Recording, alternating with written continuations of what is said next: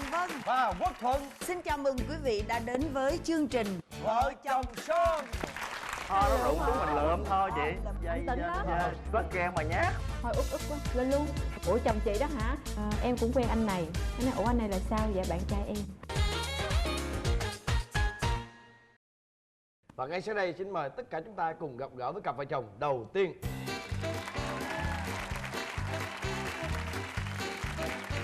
Rồi, hai bạn giới thiệu cho mình. Em tên Hoàng, năm nay là em 30 tuổi. Em kinh doanh tự do. Con em. Dạ em tên Kim Bảo, năm nay 26 tuổi, hiện kinh doanh thời trang. Cơ duyên nào hai bạn gặp nhau? Cũng tình cờ thôi anh. Em vô tình thì được ông anh ổng mời đi vô Đầm Sen chơi. Lúc đó là vợ em là em gái của anh vào thì em cũng không có để ý. Tại lúc đó vợ em đang cho hai đứa con của anh ăn đó thì em nghĩ là người làm chứ không có nghĩ. Có nghĩa là ấn tượng đầu tiên của bạn nhìn là tưởng nó là người làm của. Dạ đúng rồi anh, nhìn đen mà xấu chứ không phải như bây giờ trong gia đình. Còn em Hoàng. Cái ấn tượng của em á hả? Sao người đâu vô duyên vậy? Mới vừa gặp cười hô hô hố mà. Tại vì cô mới gặp em lần đầu thôi nhưng mà mấy ông anh thì gặp em hàng ngày cơ mà thì em thấy mấy ông anh em đó thì vui mừng. Thì sắp chữa nhậu nữa thích. Đấy giờ em còn lấy tay giặt áo sau bụng là em không thích rồi. Ủa giặt áo sao bụng em? Dạ sau bụng ảnh. Bụng mình xoa rồi. Cho bà nào? Ấn tượng xấu rồi anh ơi. Với lại mẫu người của em á là anh đang trường á. Cỡ đang trường. Mà sao mà cái này là đang gì em không biết nữa. Mắt hí bụng bự không phải Hoàng mắt của em. Cái này không phải đang trường mà là đang xoa. Rồi đến khi nào thì hai bạn mới có ấn tượng tốt về nhau xíu? Khoảng vài tháng thì bọn em mới liên lạc thường xuyên, nhắn tin chơi thôi chứ cũng không có phải là mẫu người của em. Thì anh nhắn tin cho em nói là cô giáo ơi cô giáo tại lúc đó là em đang học sư phạm mầm non. Nhắn tin em nói ủa ai vậy ta? Nói là gặp nhau trong công viên nước vậy á. Em cũng chẳng nhớ nữa. Cái một hồi nói một hồi em mới nhớ thì anh này nhưng mà ấn tượng với em quá xấu rồi. Em cũng không để ý, em cũng chẳng thèm có khi trả lời lại có khi không. Và bà chị em thì có ý định làm cho hai người muốn quen nhau. Rồi ảnh cũng tới lui mà dụ chiêu trò là em giữ giùm anh mấy điện thoại, em giữ giùm anh cái máy chụp hình, nó cứ giữ giùm không thì có cớ đi qua đi lại. Nói chung là mình muốn gửi cái gì đó mình phải đưa đồ cho người ta để mình còn có cớ đến mình lấy đúng không anh? Đúng không? Vâng, chứ còn nếu mà không có đưa cái gì hết đâu có cơ hội đâu mà đến lấy. Không phải đưa, cuối cùng lấy luôn cái người giữ. Dạ đúng rồi, nếu mà được lấy luôn cả người giữ luôn. Hai em quen nhau bao lâu? Từ khi quen nhau cho đến cưới nhau là 3 năm. 3 năm. Vâng. Rồi bây giờ lấy nhau là được bao lâu rồi? Dạ cũng gần 3 năm rồi. Vậy cũng 6 năm biết nhau đúng không? Dạ cũng gần đó. Em có em bé chưa? Dạ có rồi chị. Em bật mí với chị Hồng Vân rằng là đầu tiên em quen vợ em nó xấu mà giờ vợ em 2 con rồi mà vẫn còn đẹp hơn lúc thời con gái. Ý là em nói là nhờ có em đó. Cũng chưa hẳn, thời buổi chăm sóc sức khỏe bây giờ nó hiện đại cho nên là nó cũng có nhiều cái. Hay là vợ em phải làm sao để cho mình đẹp để mà giữ được em? Cái này chắc hỏi Bảo. Lý do nào? Dạ không có lý do gì hết chị ơi. Tại vì anh nó cũng số đào hoa lắm em cũng chẳng giữ đâu chị. Có nghĩa là dạ, đào hoa nào rớt ngoài đường Lượm thôi chứ cần đâu cần phải đào. Người ta đào nó khác, còn này là hoa nó rụng xuống mình lượm thôi chị. Dạ em lượm hoa thôi chứ em đâu có cần phải đào hoa đâu. Dạ số lượm hoa. Lượm hoa. Trời ơi, lượm hoa. Lượm hoa còn có xài hoa luôn không? Bông nào mà rớt xuống mình lượm đẹp để lên anh. Bây giờ hỏi lại vấn đề nè. Dạ từ lúc lấy nhau về vợ em có ghen không? Phụ nữ nào không ghen anh? Chắc mà ghen ghê không? Trời ơi. Dạ không ạ. Dạ ghen thì nó cũng không phải là ghê lắm. Vợ em ghen đàng hoàng, không phải là ghen ghê. Ghen học thức anh. Vậy chắc chắn một điều là tại vì ổng lụm hoa hoài cho nên mình phải ghen thôi chứ. Dạ. Đó, có lần nào đánh ghen không? Dạ có đi bắt ghen hoài anh. Bắt ghen. Dạ, có một lần ảnh quen với diễn viên xong rồi hôm đó em vô tình đọc được cái tin nhắn của ảnh là hẹn chủ nhật đi uống cà phê. Cái xong rồi em cũng im lặng, em cũng không nói gì hết. Em lưu lại số đây em nói chuyện riêng với bé đó. Nhưng mà em nói em là ở nước ngoài về muốn kiếm công việc từ thiện. Thì bé đó cũng nói em cũng hay đi làm từ thiện. Đó em cũng đã nói chuyện qua sơ mấy bữa rồi. Cái hôm đó em biết đúng 12 giờ là anh sẽ đi uống cà phê với bé đó. Em gọi là anh ơi hôm nay anh ăn cơm chưa? Anh làm gì? Thôi em ăn cơm rồi em ngủ đây. Có nghĩa là em không về nhà, cho ảnh đi. Cúp máy xong thì em đã kêu người theo dõi ảnh rồi. Theo dõi mà bị mất dấu anh chạy nhanh quá. Tại vì em đã cho tiền cái ông xe ôm đó rồi. Ông xe ôm đó ăn lương 2 đầu. Nhưng mà tại vì vợ em không nói cho nên là mất tiền cho xe ôm đó. Nhưng mà ông xe ôm nó rỉ tay em cho tiền lại lần nữa. Cái em mới gọi gọi cho bé đó luôn, hỏi là em đang đâu, tính của em đi uống nước. Dạ em đi uống nước với bạn rồi. Ủa em uống nước đâu cho chị đi chung với. Nói dạ em uống nước ở đâu anh? Các đặng không anh chị. Rồi sao nữa? Em thì cũng bình thường đó anh. Thì hai người uống cà phê bình thường thôi. Đang uống cà phê cái cô này lon ton đi vô. Em cũng hơi giật mình chút. Nói ủa sao mà thấy nghe đi làm ở quận 1 mà tự nhiên đâu ở dưới Gò Vấp vậy? Anh tỉnh lắm. Thấy là thôi lỡ rồi kêu em. Đóng luôn em. Ủa đi đâu vậy em? Nói đi vòng vòng thấy xe. Em nói sao, em nói sao? Dạ không, lúc đó em lên, vừa lên em định treo nón bảo hiểm nghe xe thôi. Em suy nghĩ sao, thôi ức quá, lên luôn. Vừa lên cái ảnh kêu tỉnh bơ. Em nói ủa anh đi đâu vậy? Nó nói ủa em đi đâu vậy? Dạ em đi công chuyện. Nói ủa ngồi chơi, bác kia chào chị. Dạ chào em. Rồi em đi xin phép về trước rồi tí sau hoặc là đi bắt ghen mà nhát không dám ngồi với đối thủ. Nhát. Không lẽ giờ chịu buông vậy sao? Không, em tính làm cho chồng em nở mày nở mặn tí. Em không có giới thiệu em là vợ để cho ảnh coi sao, bước tiếp theo của ảnh sao. Rồi xong rồi sao nữa? Cười Về nhà khóc chị. Nhưng mà nói chung là bữa đó về thì vợ khóc rồi em lý giải sao cái chuyện đó? Thì đâu có gì đâu lý giải chị, thì uống cà phê bình thường với bạn vậy thôi. Chứ đâu có gì đâu mà. Em với cô đó là có chị, chắc có nhắn tin qua lại. Nhắn tin thôi chị ơi, quan hệ là bạn bè thôi chứ không có gọi là phức Rồi tạp. bây giờ thôi dừng chuyện đó. Dạ. Rồi có cái trận đánh ghen nào nó dữ dội hơn nữa không? Dạ không, em toàn là mềm dẻo không à. ghen lịch sự hả? Dạ ghen lịch sự không à chị. Thì cái hôm đó em vô tình em đăng hình gia đình em lên Zalo, cái hôm bé kia nhảy vô, ủa chồng chị đó hả? Đúng rồi, chồng chị đó cưng. Sao vậy? Ủa vậy hả chị? Em cũng quen anh này. Cái này ủa anh này là sao? Dạ bạn trai em. Bạn trai mới quen à? Dạ ủa chứ anh nói em sao? Dạ anh nói với em á là anh chưa có gia đình. Rồi xong rồi hai chị em lập ra kế hoạch bắt ảnh hẹn ra quán cà phê. Có anh, nhưng mà không, hầu như là các kế hoạch của các cô này là bình thường đối với em. Ở dưới cơ. Dạ đúng rồi, dưới cơ làm sao mà bắt được. Nói chung là có bắt được thì cũng không có làm gì được. Phải chi mà mình nó có ý định đen tối á, thì phải làm là phải làm những cái chỗ đen tối. Còn em là quang minh chính đại, em ngồi giữa quán cà phê to đùng vật vã có đâu chị, thì làm sao mà bị gì đúng không anh? Có bắt được cũng không sao. Cô nói là bạn trai em mà. Thì bạn khác giới cũng là bạn trai rồi chị. Rồi sao? Dạ xong rồi hôm đó cái hẹn ra quán cà phê mà xịt đồ thơm thơm phức rồi chị, mặc đồ đẹp. Em hỏi anh đi đâu vậy? Nói anh đi lên quán làm. Lên quán làm hả? Thôi hôm nay ở nhà đi uống cà phê với chị Ngọc. Thôi em đi mình đi. Anh lên quán. Rồi thế là ảnh đi. Cái cô kia nói chị ơi lên gấp. Ảnh lên rồi. Cái xong rồi em ẵm con lên. Cái vừa vô. Ủa con đâu vậy, qua đây ba bồng coi. Giới thiệu em đây là vợ anh. Cái bé kia bỡ ngỡ. Trời ơi lực kèo anh. Vậy là quang minh quá rồi đúng không anh? Sư phụ. Dạ em đâu có phủ nhận đâu anh. Trời ông tỉnh hơn tôi nữa ông nội. Em làm đúng rồi cái em mà. Dạ. Tôi mà trong trường hợp đó rồi chắc nước không có bình tĩnh được vậy đâu á. Dạ. Thiệt hay quá. Để em về em gửi cuốn đó cho anh. Trời ơi. Chị hỏi nè, cuộc đời em từ lúc mà lấy chồng là dạ từ lúc lấy cho đến lúc giờ thì cũng nhiều quá em đếm không bao nhiêu hết. lần rồi? Dạ nhiều quá em đếm hết ạ. Nhưng mà Nhiều toàn đến hết, là mà lần nào em cũng bị dưới kèo hết trơn. Dạ đúng rồi. nói chung mà mới cưới thì nó có nhiều cái nó chưa hòa hợp được, nó hơi khó. Còn bây giờ nhiều khi có con có cái vô rồi nó cũng không còn thời gian đâu mà để nghĩ đến mấy cái chuyện như vậy nữa. Ngoài cái tật mà hay lụm hoa rơi vãi xíu thì chồng em còn tật xấu nữa không? Dạ cọc tính, khó chịu, có nhiêu đó thôi chị. Với bản tính có chị, bản tính vô tâm nữa chị. Ví dụ một cái vô tâm điển hình. Chuyện cũng gần đây là sinh nhật của ảnh, em mới đi mua bánh kem giấu tủ lạnh, mua quà tặng ảnh em gói sẵn đầy đủ, em chờ cho đến gần 12 giờ cái em mới nói nhắn tin là anh ơi ra đây em nói nghe này. Cái đi ra em làm gì vậy? Cái nói dạ tặng anh, chúc anh sinh nhật vui vẻ. Anh nói anh nhìn em xong rồi anh thổi. Cái đó không phải vô tâm. Em thì em cũng có nói trước với vợ em rồi là thôi không, đâu phải là mới quen đâu hay là mới yêu đâu mà cầu kỳ làm gì. Tính em thì lãng mạn thì... rồi xong rồi em lấy cái hộp quà em mới nói là anh ơi em tặng anh này, thôi em mua sữa mua tải cho con đi. Cái mình cũng quê cái nói vậy thôi em giữ giùm anh. Giữ giùm đến 2 tuần lễ mới gỡ quà. Hôm đó tiện đang ngồi trong phòng anh mở cửa ra, em ơi anh mở quà rồi. Cái nói ôi mình cũng mừng là chắc mình cũng có viết một cái lá thư cho ảnh gửi trong đó.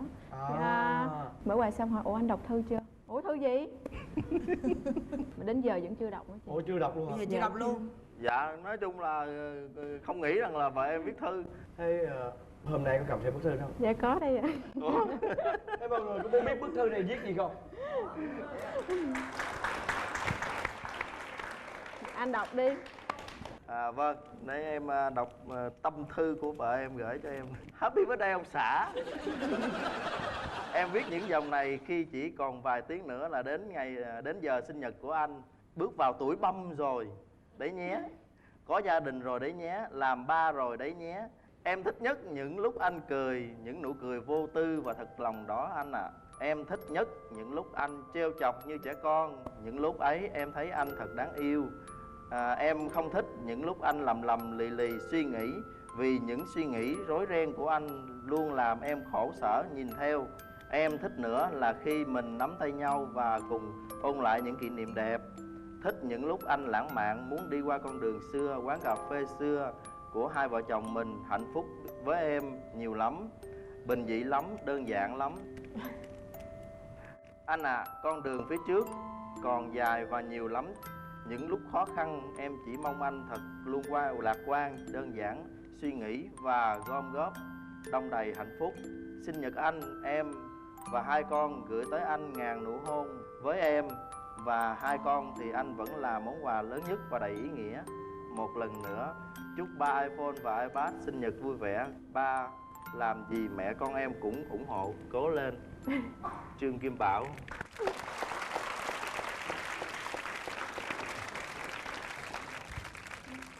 Thực sự là em đọc lá thư của vợ em thì em cũng hơi xúc động. Thực ra cái tính của em thì nó cũng hay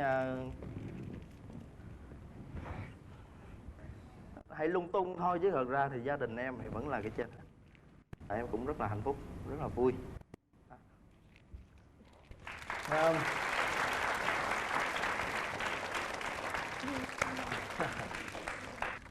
Thực ra ở cái thời đại mà công nghệ hiện đại á, rồi người ta dùng bằng nhắn tin, bằng Facebook á, thì cái lá thơ của bạn á, những cái dòng chữ viết bằng mực tím trên cái tờ giấy học trò, rồi qua cái giọng đọc chuyển dần của chồng bạn, tự nhiên tôi cảm thấy là không còn gì để mà khuyên các bạn nữa. Tại vì chắc chắn sau cái buổi hôm nay á, thì là chồng cũng sẽ hiểu vợ hơn rất nhiều. Dạ. Và vợ cũng thấy rằng á, từ cái giọng đọc mà chuyển biến của chồng á, bạn cảm nhận được là chồng bạn thương cái gia đình mà anh ấy đang có như thế nào. Rất mong là các bạn hạnh phúc. Dạ. Xin cảm ơn chị. Ở đây có bác nào mà đẹp trai chưa vợ không? Gọi thử rồi chảnh tới cỡ nào. Cưới nhau về mình mới biết là ghen. Ảnh nhanh tay lắm, một tin nhắn vừa xóa. Cái tiệm tên đó là không vô. Ngay sau đây xin mời quý vị cùng gặp gỡ với cặp vợ chồng tiếp theo.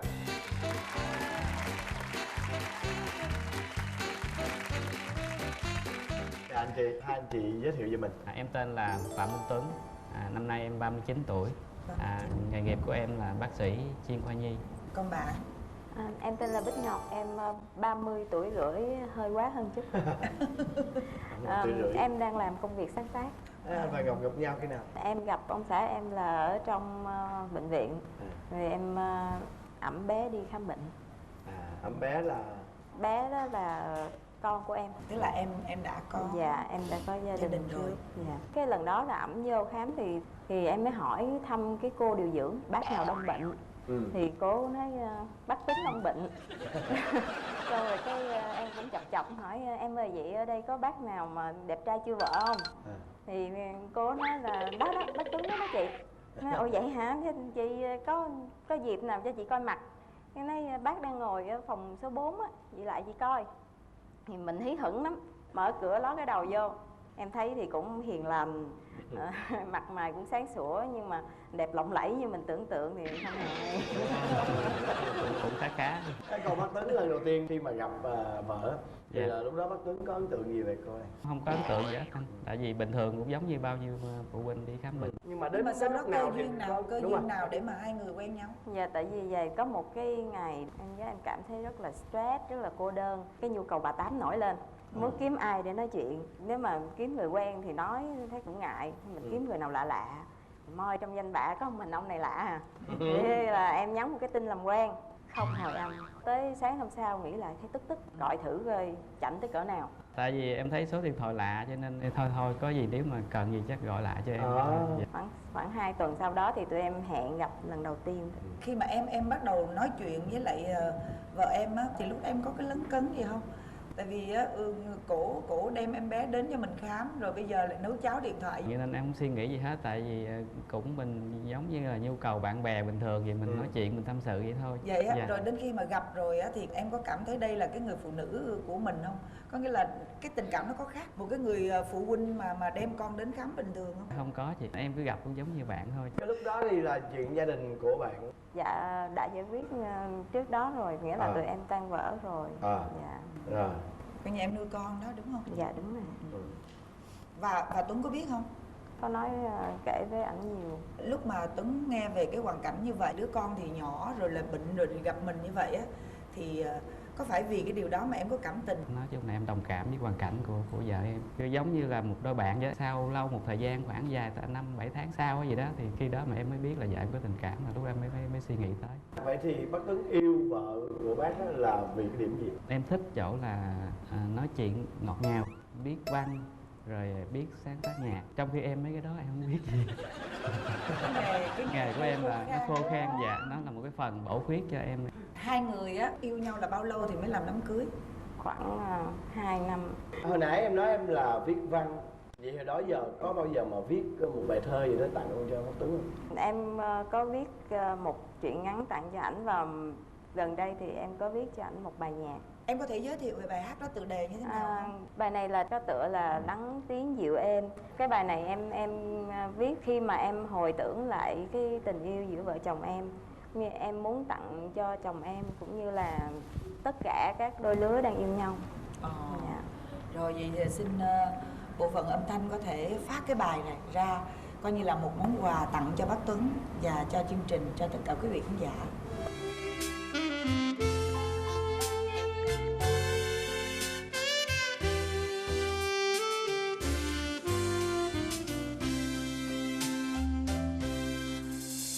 Đại dương lắng tiếng yêu thương về dịu êm, đã qua trên hai đôi cánh mỏi mệt, lặng nghe ngày gió về vực sâu, ngủ yên trên môi mềm, nhẹ bay theo tiếng kinh đêm.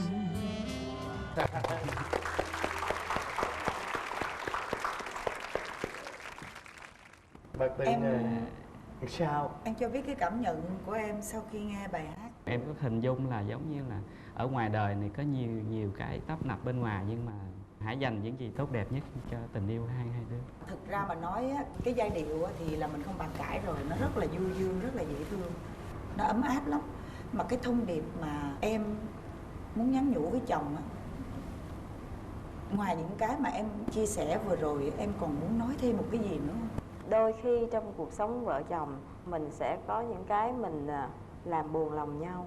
Em mong là chồng em có thể cho tình yêu á nó lắng động lại trong tim của mình qua những cái cuộc sống gió đó. Cuộc sống của hai bạn hiện giờ nó còn có một cái chút gì đó gọi là nó chưa được Hoàn hảo 100% như ý mình muốn, cho nên rằng là bạn muốn gửi đến ông xã một cái lời, một cái thông điệp đó. Tại vì không có cái cuộc sống gia đình nào mà mình gọi là hoàn hảo hết. Thế thì hai người sau khi lấy nhau thì có phát hiện là ở người bạn đời của mình có một sự thay đổi gì đó mà mình bật lửa không? Sau khi lấy nhau về tới giờ thì hầu như cuộc sống của em nó cũng bình ổn, trừ một số đối tượng hay tấn công. Vậy bà xã ghen dữ không? Cái này khỏi phải bàn thôi anh. Không, cứ nói thẳng đi. Lúc là bạn vậy đó thì em kể chuyện ngày xưa, chuyện người yêu, em có người yêu sâu đậm vậy đó, 10 năm vậy đó. Thì tới chừng mà cưới nhau về mình mới biết là ghen. Em nghe một bài nhạc mà có giống vậy, chẳng hạn như 10 năm tình cũ chẳng hạn vậy là không được ạ. Anh nhớ rồi. rồi có nào ghen dị hợm hơn nữa không? Ghen thì cũng ghê lắm. Ban ngày thì đôi khi cũng nói sơ sơ thôi, mà tối về á, nửa đêm mà em đang ngủ cứ giận em dậy mà nói nghe Dữ lắm không? Dạ. Nhức đầu luôn. Ung thư mà. Vậy đó giờ có lén đọc tin nhắn không? Chàng ơi, em kể anh nghe có gì nè.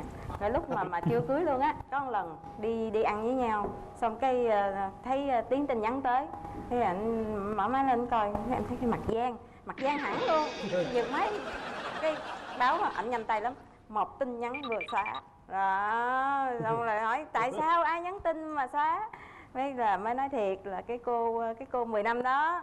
Rồi hỏi nhắn cái chuyện gì nó không, nội dung tin nhắn không có gì hết á, không có gì sao xóa. Tới giờ là em thấy là cũng còn có gì đó. Mà em không biết cái nội dung tin. Dạ đúng rồi, dạ tức lắm. Không bao giờ biết. nói cho em nghe. Dạ không, ảnh có nói, ảnh nói là nhờ đi mua sách vở gì đó, rồi ảnh từ chối, rồi cổ xin lỗi đã làm phiền gì đó, vậy thôi. Đúng không? Dạ đúng anh, nhưng tại sao ghen phải quá xóa? cho nên em sợ. Nếu Thường gì sao xóa? tức là chỉ cần gặp cái tên đó thôi là ghen rồi. Đi ra đường mà đi vô được cái tiệm tên đó là không vô. Ghen văn học đó. Ghen suy diễn. Hai chồng là đã có với nhau mấy đứa rồi? Dạ tụi em có thêm 2 bé nữa. 2 bé nữa. Dạ. Có nghĩa là bây giờ gia đình mình đã là có 3 cháu hả? Dạ, 3 ngọn nến lung linh rồi nè. Em thương đứa nào nhất? Em thương cả 3 đứa như vậy như nhau thôi. Ồ vậy sướng quá. Coi như ảnh là bác sĩ Nhi á, thì là cái chuyện chăm sóc con cái á, chắc em không phải bận tâm hả? Dạ, thì đúng rồi đó chị. Tại vì hồi đó là chăm nhóc đầu là mình thấy cực quá. Nó cứ bệnh hoài, nó cái này nọ. Em thấy là mỗi lần ảnh đi bác sĩ vừa tốn kém, vừa mất thời gian, vừa tốn công. Nó quyết định là thôi bê ông bác sĩ về để xài cho tiện. Trời, tính ghê không? Tính ghê không? Vậy thì ông bác sĩ của em tới giờ này còn cái điểm nào mà em muốn thay đổi? Thật ra ảnh rất là yêu thương cái đứa con riêng của em. Cái đó là cái điều mà em cảm kích ảnh vô cùng. Và em không thấy cái sự khác biệt nào giữa con em với lại 2 đứa sau cả. Như gia đình em là một cái gia đình Một khối vững bền đó mà dạ. không thể chia cắt được. Dạ thì cái điều đó là em đã thấy cảm động lắm rồi. Bữa nay em cũng rất là cảm ơn vì đã tạo điều kiện để cho em tặng cái món quà bất ngờ này. Sướng. Sướng đúng không? Rồi, chút nữa trúng thưởng là sướng nữa. Xin cảm ơn.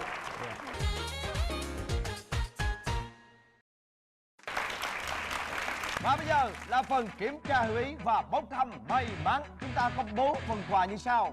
Trước tiên đó chính là một phần quà, một TV LED Toshiba trị giá 22 triệu 900 ngàn đồng. Món quà thứ hai đó chính là một bộ bếp ga âm kiến và một máy hút khói diệt khuẩn Kiwan. Trị giá của bộ sản phẩm này là 4 triệu 500 ngàn đồng do công ty Mekong tài trợ. Và món quà thứ ba đó chính là một bộ chăn ra gối cao cấp của Cusino.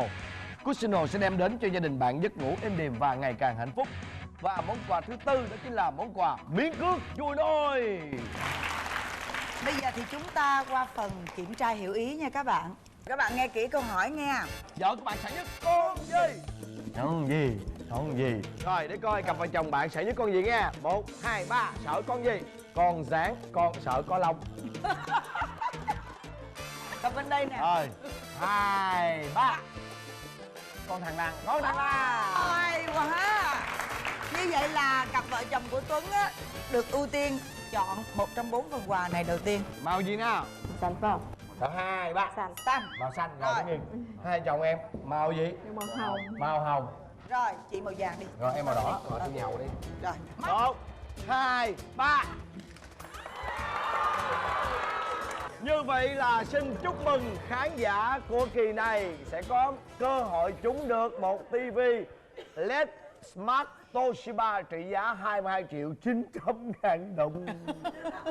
Đơn giản lắm, chúng ta chỉ cần click vào Facebook Vợ Chồng Son để tải form mẫu, trả lời câu hỏi và gửi về email với địa chỉ như sau: vợ chồng son amos@mtv.com.vn. Thời gian được tính là từ ngay ngày hôm nay cho đến Chủ nhật tuần sau. Bây giờ thì Vân xin phép được đọc luôn câu hỏi dành cho khán giả tuần này nghe. Cô vợ ở cặp vợ chồng Tuấn Ngọc có tài gì? A. Vẽ tranh. B. Sáng tác nhạc. C.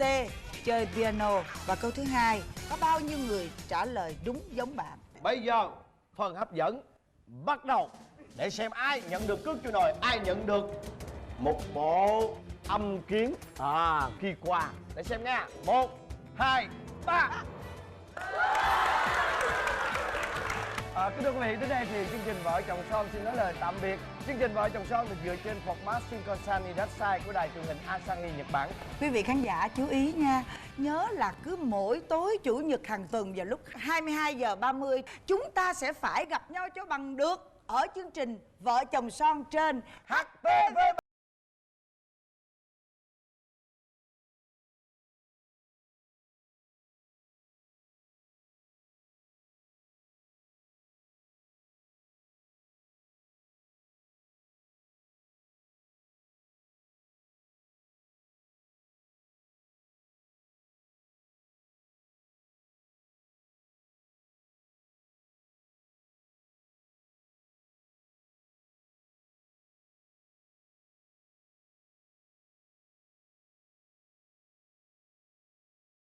Do Đài Truyền hình Thành phố Hồ Chí Minh cùng công ty MCV hợp tác sản xuất.